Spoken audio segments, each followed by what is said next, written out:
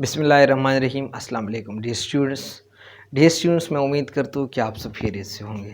Students, आज के इस क्लास में हम द स्कार्ट ग्रुप के ऊपर बात करते हैं।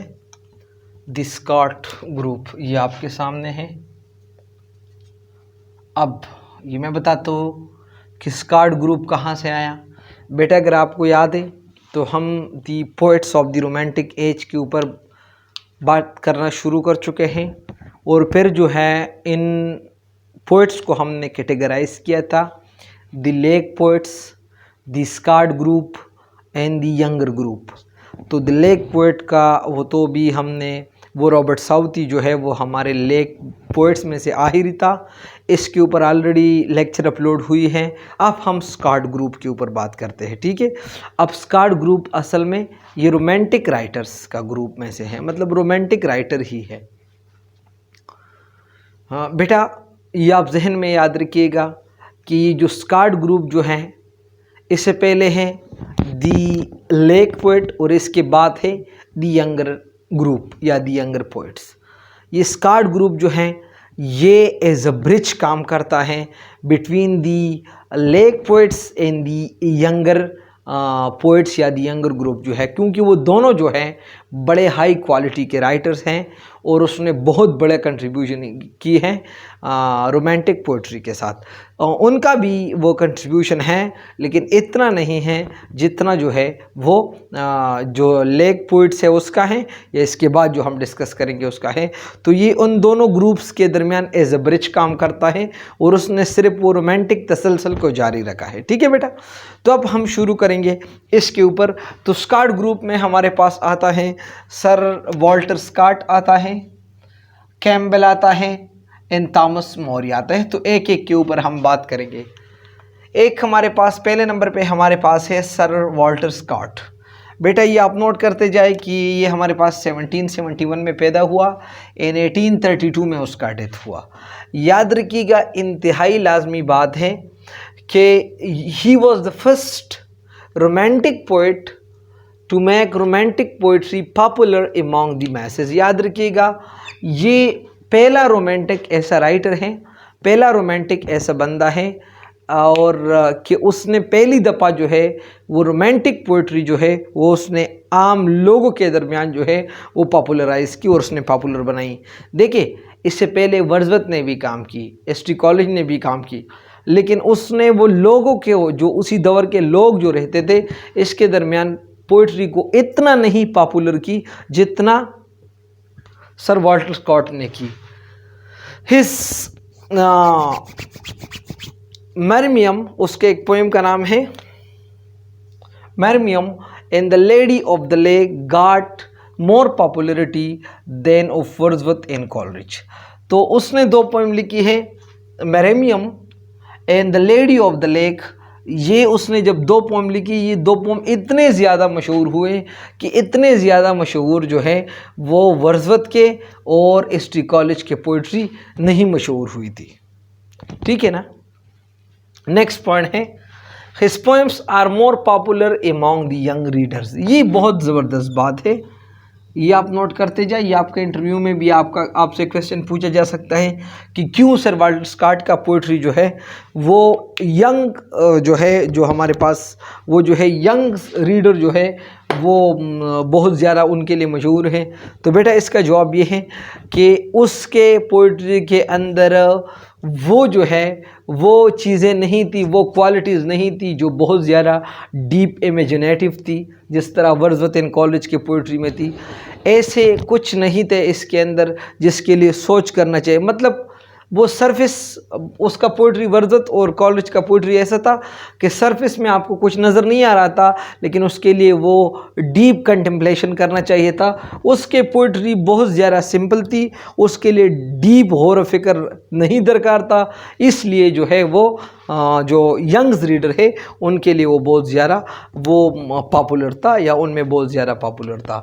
अब उसके जो बेस्ट नॉन पोएम्स है वो हमारे पास है the Lady of the last minstrel. ये आप नोट करते जाए, उसके सबसे मशहूर पोएम्स का नाम यही है the Lady of the lake. दूसरा पोम रॉकी बॉय ये उसका नेक्स्ट मशहूर पोएम है the Lord of the Aizawl जो है, ये उसका लास्ट जो मशहूर पोएम जो है ये the Lord of the Isles है। These poems recapture the atmosphere of the Middle Ages. याद रखिएगा ये पोएम जब आप रीड आउट करते हो तो आपको इसका मिडल एजेस का एटमॉस्फेयर नज़र आता है कि ये पोइट्री ऐसा लगता है कि गोया ये मिडल एजेस की पोइट्री है। ठीक है, नेक्स्ट पॉइंट हमारे पास जो बहुत ज़्यादा लाजमी है कि 1815 के बाद जो है इस रॉबर्ट साउथी ने पोइट्री तो की लेकिन उसने बहुत ज़्यादा कम पोइट्री की और वो मुड़ा टू प्रोज रोमांस की तरफ मुड़ा and in the form of historical novel he got enduring fame. और जो है फिर जो है वो मतलब 1815 के बाद उसने प्रोज रोमांस की तरफ वो उसका तवज्जो मुड़ी और उसने हिस्टोरिकल नावल लिखना शुरू की जिसकी वजह से उसको बहुत ज़्यादा इंड्यूरिंग फेम और शोहरत, बहुत ज़्यादा शोहरत इसकी वजह से उसको मिला। तो बेटा ये हुआ हमारे पास सर वाल्टर स्कॉट। अब हम मज़ीद जो दो राइटर्स हैं थॉमस कैम्पबेल एंड थॉमस मोरी का ऊपर बात करते हैं। थॉमस कैम्पबेल जो कि हमारे पास 1774 में पैदा हुआ एंड 1844 में उसका डेथ हुआ एंड थॉमस मोरी जो कि 1779 में वो पैदा हुआ एंड 1852 में उसका डेथ हुआ। याद रखिएगा बेटा जो रोमांटिक एरा के माइनर पोइट्स हैं इनमें से ये दो पोइट्स बहुत ज़्यादा मशहूर हैं। वो मेजर पोइट्स में नहीं आता, माइनर पोइट्स में वो आता है। देखिए वो जो है वो असल में उसने वो स्कॉट का वो जो है वो उसने वो फॉलो की। उसने वो जिस तरह वर्सिफाइड रोमांस जो है वर्स फॉर्म में वो रोमांस लिखता था ना, तो वो जो है असल में वो सर वाल्टर स्कॉट को फॉलो करता था और उसका वो नकल उतारता था। ठीक है, अब जो है कैम्पबेल्स के जो हम जो थॉमस कैम्पबेल हैं उसके जो मशहूर वर्क है उसकी तरफ हम आते हैं। गर्ट्रूड ऑफ दी, ये उसका मशहूर पोम का नाम है गर्ट्रूड ऑफ दी वाइमिंग जो कि उसने लिखी है कब 1808 में। और याद रखिएगा ये वाला जो उसने ये वर्क की है गर्ट्रूड ऑफ दी वाइमिंग ये थॉमस कैम्पबेल ने लिखी है 1809 में and it was in the form of Spenserian stanza. ये बहुत ज़्यादा मशहूर और पोम है और बहुत ज़्यादा लाजमी भी है कि आप जहन में ये लाजमी याद रखिएगा। उसने और पोइम्स भी लिखी है, ये आपने लिखी है ये मैरिनर्स ऑफ इंग्लैंड, उसका नेक्स्ट एक पोम का नाम है। और नेक्स्ट हमारे पास है Hohenlinden in the Battle of the Baltic and, और उसने साथ साथ जो है एक बैलेट भी लिखी है और उस बैलेट का नाम है कि लॉर्ड योलियंस डॉटर, ये उसके मशहूर बैलेट का नाम है। ठीक है, the poems of Moore are, ये तो हमने वो थॉमस कैम्पबेल के ऊपर हमने बात की उसका वर्क है। ठीक है, the poems of Moore are old patient, ये जो है ये उसके जो पोइट्री है या जो है वो बड़े ओल्ड पेशेंट के है। मतलब ये है कि ये पोएम्स जो है वो उसके लिए मॉडर्न रीडर्स की ज़रूरत नहीं थी, या ये पोएम्स जो है ये मॉडर्न रीडर्स के जहन का काम नहीं था उसको अंडरस्टैंड करना। ओल्ड पेशेंट के वो उसने पोइट्री की और ये मॉडर्न रीडर्स के लिए नहीं था।